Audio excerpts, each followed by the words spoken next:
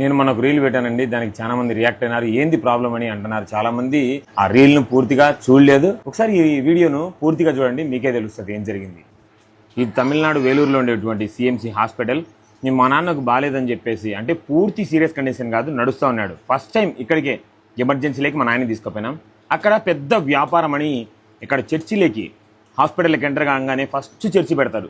ఇక్కడ చూడండి, హాస్పిటల్లో ఉండే వాళ్ళందరూ కూడా, ఆడికి వచ్చే వాళ్ళందరూ కూడా దేవుని మీద నమ్మకం పెంచుకోవాలని చెప్పేసి ముందర చర్చి పెట్టి బ్యాక్ సైడ్ అంతా వ్యాపారాన్ని మొదలుపెట్టినారు. ఫుల్ అయిపోతుంది కొద్దిసేపటికి ఇక్కడ చర్చి. ఫస్ట్ అండి ఒక పెద్ద డాక్టర్ లాగా వస్తాడు. ఇతను కూడా పెద్ద ఏజ్ లేదు, 35 ఇయర్స్ ఉంటాయి. ఈ డాక్టర్ వస్తాడు, నీట్గా ఎక్స్ప్లెయిన్ చేస్తాడు, మేము బాగా చూసుకుంటాం అది ఇది అంటాడు. మొత్తం అంతా కూడా లోపలంతా జూనియర్ డాక్టర్సే. మా నాయన ఫస్ట్ పోయినప్పుడు చూడండి, వెంటిలేషన్ మీద లేడు, ఆక్సిజన్తో ఉన్నాడు. అది టైం చూసుకోవచ్చు, 9:06, రాత్రి 9:06. ఈసీజీలో కూడా మొత్తం జూనియర్సే, ఎక్కడే కానీ మీకు సీనియర్స్ కనపరారు. ఒక సీనియర్ డాక్టర్ అందరికీ ఎక్స్ప్లెయిన్ చేస్తాడు, ఇది పరిస్థితి, ఇట్లా ట్రీట్మెంట్ చేయాలని చెప్పి వెళ్ళిపోతాడు. అక్కడ ఉండే వాళ్ళందరూ కూడా జూనియర్ డాక్టర్సే. ఇక్కడ నుంచి మన ఆయన్ను ఐసీయూకి తీసుకుపోయినారు. మీరు చూసుకోవచ్చు, ఇక్కడ ఐసీయూలో ఎక్కడే కానీ ఒక సీనియర్ డాక్టర్ కూడా కనపరాడు. మొత్తం అందరూ కూడా జూనియర్ డాక్టర్సే.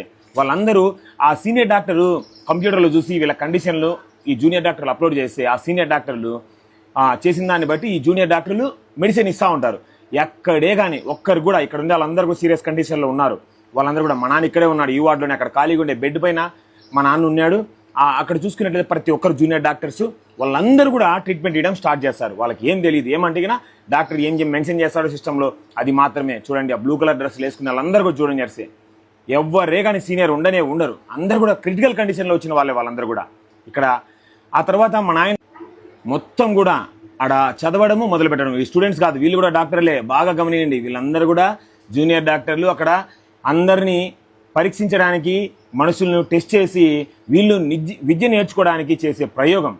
మీరు ఇక్కడ చూస్తే మా నాయన 9:06 వెంటిలేషన్ మీద లేడు. ఇప్పుడు చూడండి, పూర్తి వెంటిలేషన్ మీదకి తీసుకుపోయినారు వాళ్ళు ఇచ్చిన మెడిసిన్స్కు. అక్కడ మీరు బాగా టైం కూడా నేను మెన్షన్ చేశాను, అర్ధరాత్రి 2:47 వీళ్ళు డాక్టర్లు చెప్పిన మెడిసిన్ ఇస్తూ అప్పటి వరకు బాగున్నాడు మా నాయన. బాగుండేటువంటి కండిషన్లో ఆయన చూడండి ఎంత దూరం తీసుకెళ్లారో. చివరికి మా నాయన పరిస్థితి, కేవలం 1 రోజు మాత్రమే అక్కడ అడ్మిట్ చేసుకున్నారు. మా నాయన ఈ కండిషన్లోకి వెళ్ళాడు. ఈ కండిషన్లో వాళ్ళు 4 గంటలు ట్రీట్మెంట్ ఇవ్వకుండా ఆపేసినారు. మొత్తం కూడా మేము అడ్మిట్ అయినప్పుడు ఒక్కసారి మాత్రమే సీనియర్ డాక్టర్ వచ్చాడు, తర్వాత అంతా జూనియర్ డాక్టర్లే ఇచ్చారు.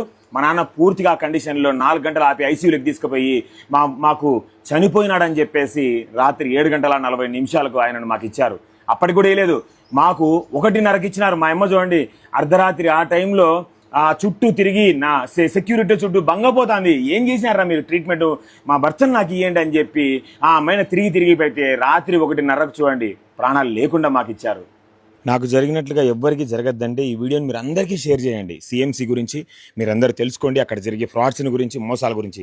ఇంకెవరు ప్రాణాలు కోల్పోకుండా మీరు షేర్ చేసినట్లయితే ఇంకొక ప్రాణాన్ని మీరు కాపాడచ్చు, ఇంకొకరు ఆ హాస్పిటల్లో బలి కాకుండా చూడొచ్చు.